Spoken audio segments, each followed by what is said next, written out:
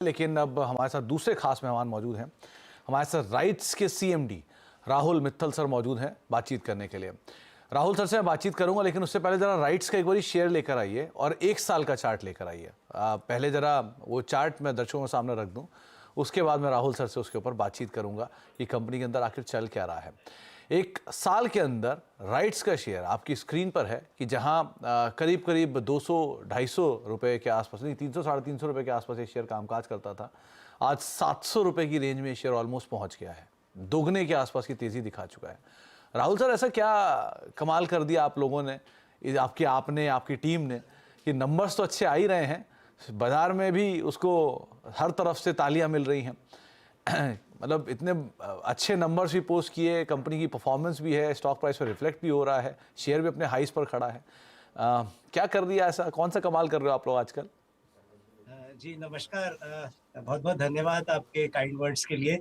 देखिए, हम ये बड़े कॉन्फिडेंस के साथ ये कह सकते हैं कि अब हमारे 50 इयर्स हो रहे हैं और हम इंडिया में the only company, consultancy company, चाहे वो पीएसयू हो या प्राइवेट स्पेस में हो, जो across all infrastructure sectors consultancy करती है, चाहे वो रेल इंफ्रा हो, airports, ports, highways, building, sustainability. तो तमाम इंफ्रास्ट्रक्चर एरियाज में हम कंसल्टेंसी करते हैं। हमारे 13 डिफरेंट वर्टिकल्स हैं जो पिछले 50 साल में they have gained that experience. तो ये जो ओवरऑल इंफ्रास्ट्रक्चर पुश है, जो कैपेक्स पुश है, जो आपने कल के बजट में भी देखा, उसका लीवरेज जो हम लोग कर पा रहे हैं और हमें ऑर्डर्स मिल रहे हैं। इनफैक्ट मैं आपसे शेयर करूं, हमारा एक विजन था, एक गोल था, टारगेट था कि हम 1 ऑर्डर अ डे कंपनी पहुंच पाए। हम प्रीवियस क्वार्टर 1 में 0.85 थे, फिर क्वार्टर 2 में 0.87 पहुंचे, और हम गर्व के साथ कह सकते हैं कि क्वार्टर 3 में हम 1 ऑर्डर अ डे कंपनी हो गए। हमें 100+ ऑर्डर्स मिले, totalling to 600+ crore. So now हम प्राइड के साथ कह सकते हैं कि we are a 1 order a day company. और इसी वजह से आई थिंक जो कॉन्फिडेंस हमारी टीम को और हमारे स्टेक होल्डर्स और शेयर होल्डर्स को है, मैं बहुत बहुत धन्यवाद देता हूँ।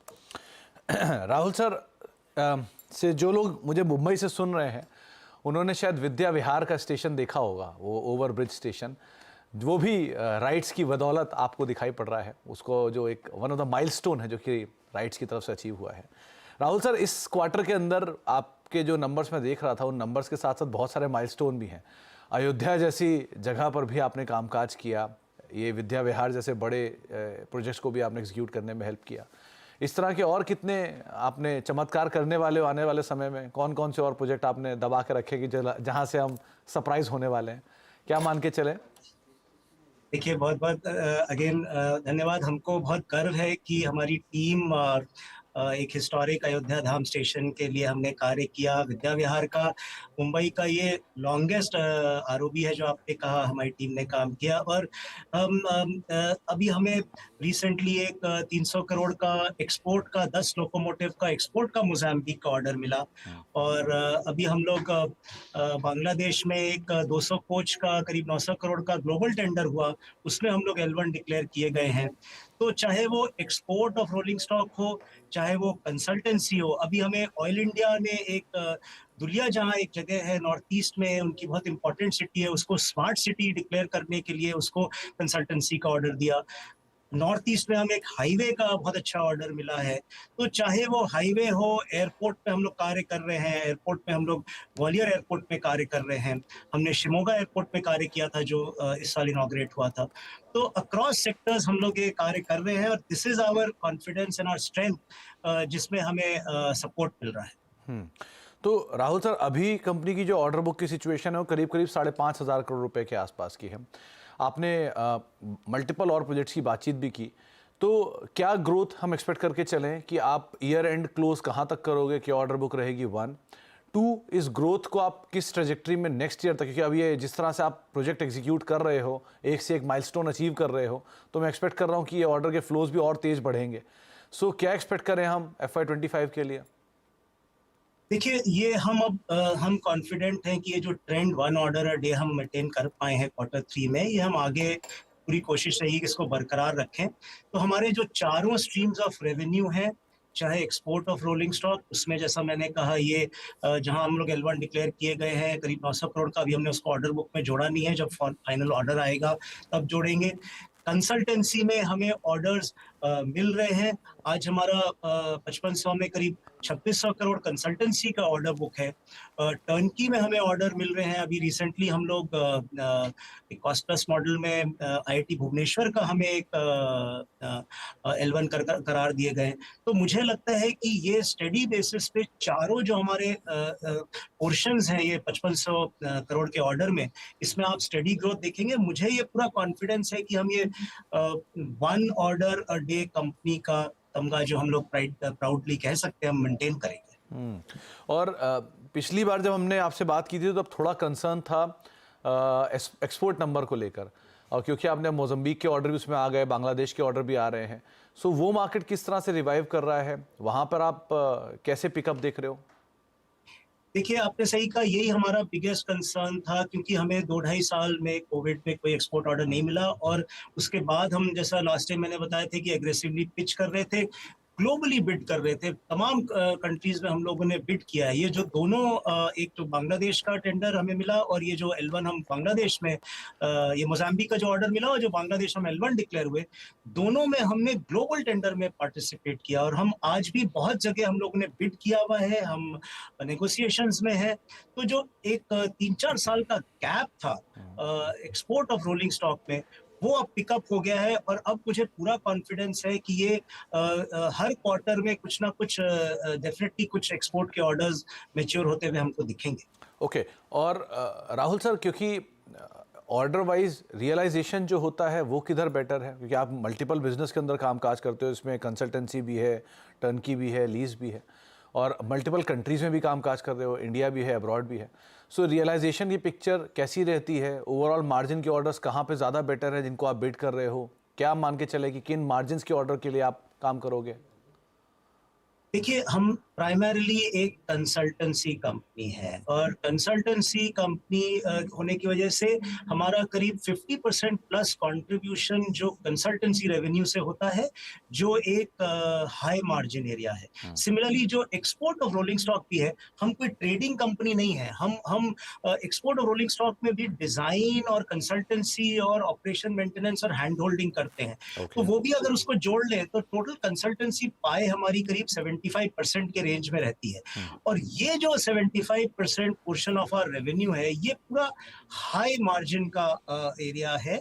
और हमारी पूरी कोशिश ये रहेगी कि इस एरिया में, even though all over competition बढ़ रहा है और मार्जिन्स, एबिटा मार्जिन्स इन स्ट्रेस हैं, बट पूरी हमारी स्ट्रैटेजी पूरी बॉटम लाइन ड्रिवन है। और मैं ये बिल्कुल, हमारी पूरी टीम इस पे कमिटेड है कि जो हमारी कोर एबिटा और बॉटम लाइन है, उसमें नेक्स्ट FY ऑनवर्ड्स एक स्टेडी डबल डिजिट ग्रोथ आपको दिखेगा, एज ये जो नए ऑर्डर्स और एक्सपोर्ट ऑर्डर्स का कंट्रीब्यूशन हमारे रेवेन्यू में फिर से आना शुरू हो जाएगा। तो राहुल सर, क्योंकि कंसल्टेंसी आपका मेजर रेवेन्यू सोर्स है, और कंसल्टेंसी में भी आप करीब करीब 90% हिस्सा डोमेस्टिक मार्केट से लाते हैं और 8-10% हिस्सा ओवरसीज मार्केट से लाते हैं, तो यहाँ पर जो मिक्स है रेवेन्यू का, उसमें मार्जिन कैसा है, 1 डोमेस्टिक और इंटरनेशनल में, और 2 क्या ये पाई को आप और बदलता देख रहे हो? 90 का वो छोटा होगा और एक्सपोर्ट मार्केट का पाई बड़ा होगा?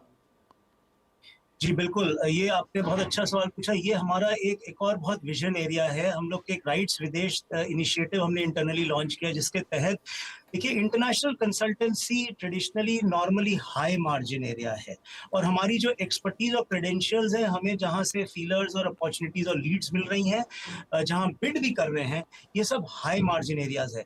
तो हमारा जो अभी इंटरनेशनल कंसल्टेंसी का कंट्रीब्यूशन, जैसे आपने कहा, 8 से 10% है। हमारा एम है कि जैसे ये पाए बड़ा होगा कंसल्टेंसी का, even the contribution of international consultancy, हमारा टारगेट है एटलीस्ट 20% मिनिमम हम एम कर रहे हैं कि इसका कंट्रीब्यूशन हो। सो ओवरऑल जो हमारे, अगर डोमेस्टिक कंसल्टेंसी में कुछ सेक्टर्स में मार्जिन्स पे अगर थ्रेट है, तो वी वांट कि उसका न्यूट्रलाइजेशन और उसका फायदा हम इंटरनेशनल कंसल्टेंसी के मार्जिन्स के, हायर मार्जिन्स का ले पाए।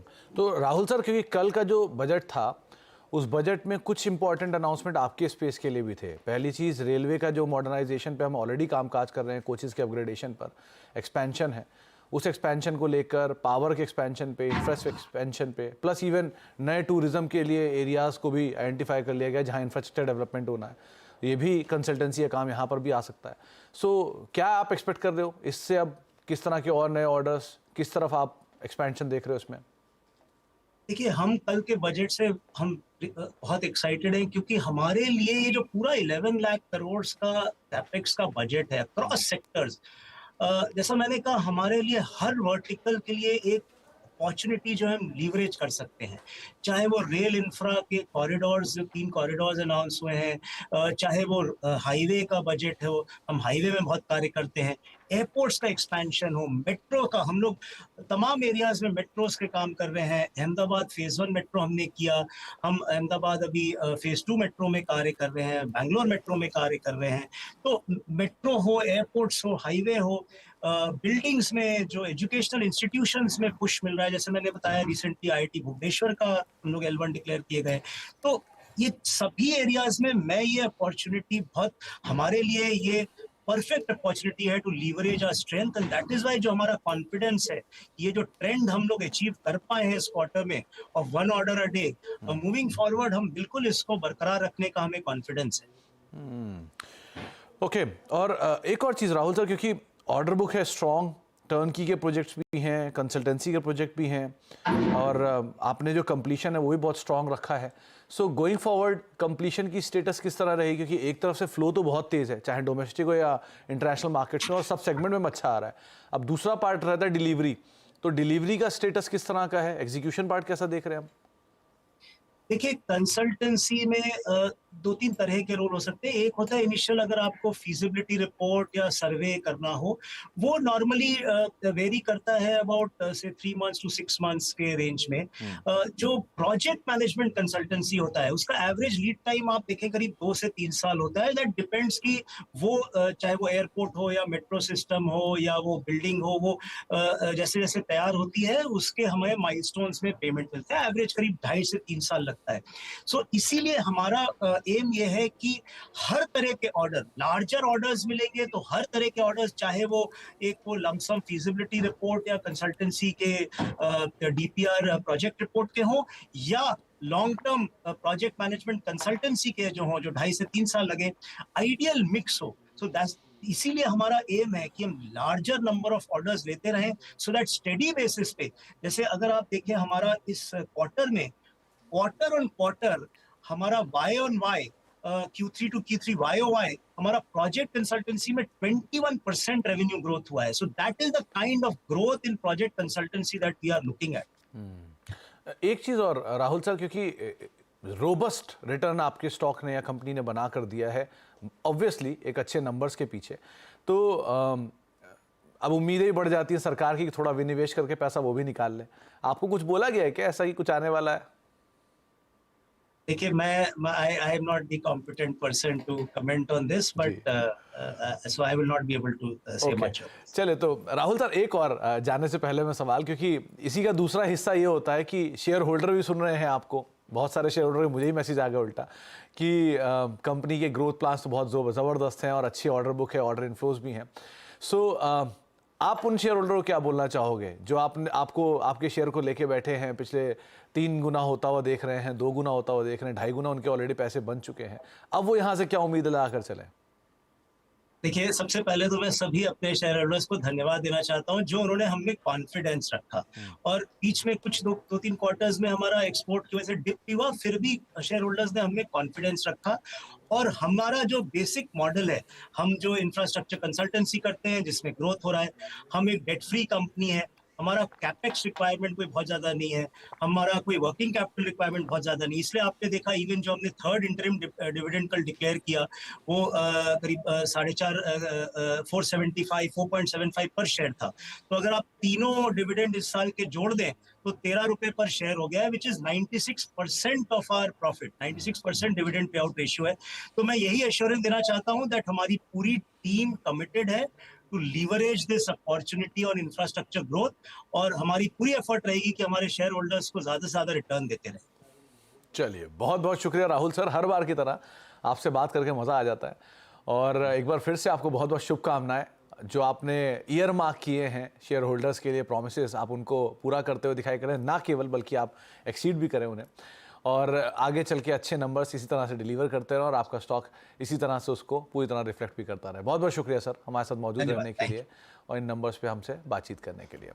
राइट्स का स्टॉक आज थोड़ी सी प्रॉफिट टेकिंग की चपेट में ज़रूर है, ठीक है, वो नंबर्स के बाद थोड़ी बहुत प्रॉफिट टेकिंग आती है, लेकिन अदरवाइज आपकी स्क्रीन पर है दाम कि किस तरह से स्टॉक ने मल्टी बैगर रिटर्न बना के दिए। 300 रुपये का शेयर 700 रुपये ऑलमोस्ट होता हुआ दिखाई पड़ा है बीते 1 साल के दौरान। एक ब्रेक का वक्त है, ब्रेक के बाद लौटेंगे और कुछ और बाजार पर बातचीत जारी रखेंगे।